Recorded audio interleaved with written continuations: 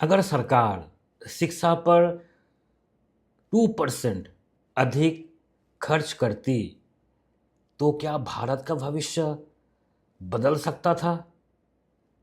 आज इस विषय पर गहराई से चर्चा करेंगे। नमस्कार सलाम, मैं मुस्तफिजुर रहमान एक पॉलिटिकल स्ट्रेटजिस्ट हूँ। हमारी विशेष एजुकेशन डेवलपमेंट श्रृंखला के तीसरे भाग में आपका स्वागत है।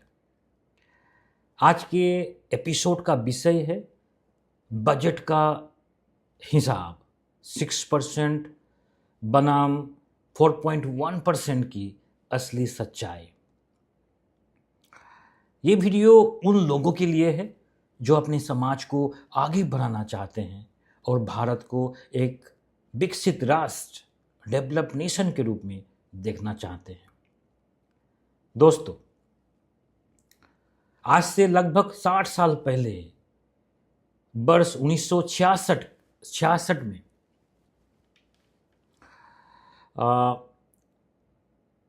कोठारी आयोग, आपको पता होगा शायद कोठारी आयोग के बारे में, जो राजनीति में है और जो राजनीतिक रिसर्च करते हैं।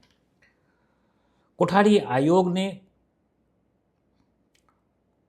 स्पष्ट रूप से कहा था कि यदि भारत को विकसित राष्ट्र बनना है तो देश की कुल आय यानी जीडीपी का कम से कम 6% शिक्षा पर खर्च किया जाना चाहिए। लेकिन 2026 में भी हम कहाँ खड़े हैं, आपको पता है? आज हम इसी बजट की वास्तविकता पर चर्चा करेंगे। सच्चाई यह है कि 60 वर्ष बीत जाने के बाद भी भारत शिक्षा पर जीडीपी का 6% खर्च नहीं कर पाता है। यह हकीकत है। 2026 के बजट का विश्लेषण बताता है कि हम अभी भी लगभग 4.1% पर ही अटके हुए हैं।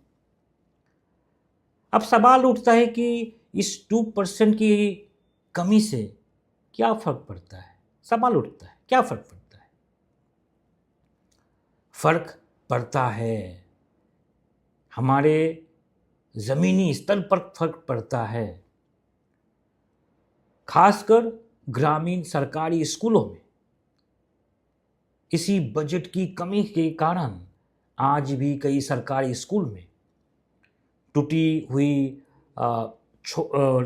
हुई छतें हैं, अच्छे बेंच नहीं हैं, लड़कियों के लिए साफ शौचालय नहीं है, विज्ञान प्रयोगशालाएं नहीं है और सबसे बड़ी बात, पर्याप्त शिक्षक नहीं है। हम एक विकसित भारत की बात तो करते हैं, लेकिन हमारी शिक्षा व्यवस्था का बजट अभी भी कमजोर बना हुआ है। यह हकीकत है। एक पॉलिसी स्ट्रेटेजिस्ट के रूप में मैं हमारे नीति निर्माताओं की सोच में एक बदलाव लाना चाहता हूं। आमतौर पर सरकारें शिक्षा को एक खर्च, एक्सपेंस के रूप में देखती हैं। उन्हें लगता है कि स्कूलों में पैसा लगाने से कोई तत्काल लाभ नहीं मिलता। समझते हैं, अमूमन सरकार यही समझते हैं, तत्काल लाभ नहीं मिलता। लेकिन अर्थशास्त्र और नीति निर्माता की भाषा में शिक्षा पर खर्च कोई साधारण खर्च नहीं है। ये ह्यूमन कैपिटल है, मानव संसाधन। मानव संसाधन बनाने का सबसे बड़ा निवेश है ये। ओके, आज किसी बच्चे को अच्छी शिक्षा और कौशल देना मतलब 15 साल बाद उसी एक बड़ा करदाता टैक्स पेयर बनेगा। उद्यमी और देश की अर्थव्यवस्था को आगे बढ़ाने वाला नागरिक बनाना है। ओके,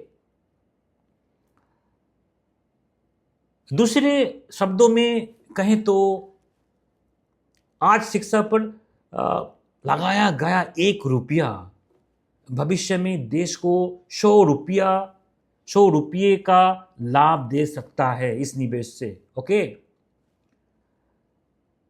भाई, देश के सभी राजनीतिक दलों और नेताओं को एक महत्वपूर्ण रणनीतिक सलाह देना चाहता हूं।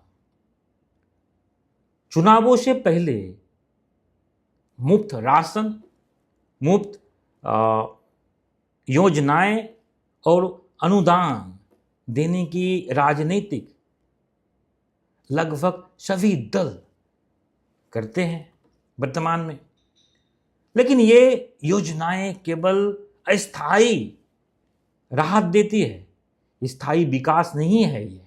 ओके,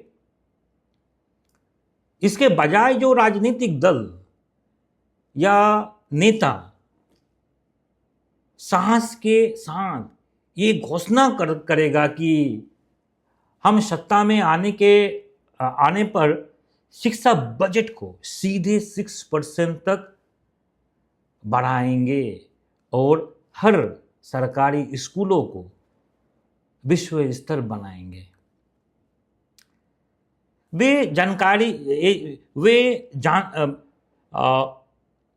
जनता के दिलों में एक मजबूत और स्थायी विश्वास पैदा कर सकता है। ओके, अगर नेतागण इस चीज को अप्लाई करे तो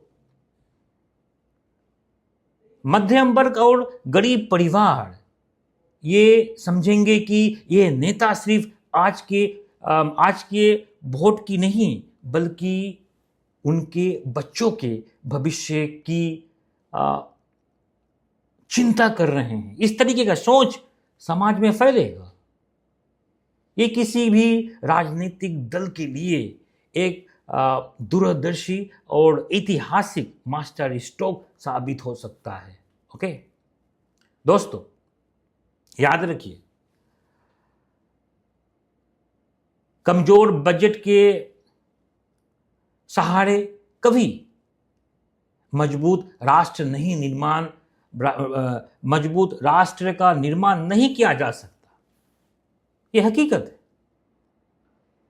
यदि हमें वास्तव में भारत को एक विकसित राष्ट्र बनाना है तो शिक्षा में निवेश बढ़ाना ही होगा। इस बात को याद रखिए। क्या आपको लगता है कि भारत का शिक्षा बजट वास्तव में जीडीपी का 6% तक बढ़ाया जाना चाहिए? अपनी बहुमूल्य राय नीचे कमेंट में वास्तव तरीके से आप अवश्य बताइए। वीडियो पसंद आए तो लाइक करें और शेयर करके ये संदेश देश के नीति निर्माताओं तक पहुंचाने में मदद करें। मैं मुस्तफिजुर रहमान आपसे फिर मिलूंगा इस श्रृंखला के चौथे भाग में, जहां हम चर्चा करेंगे शहर और गांव के स्कूलों के बीच डिजिटल असमानता की वास्तविकता पर। आज के लिए इतना ही। जय हिंद, नमस्कार।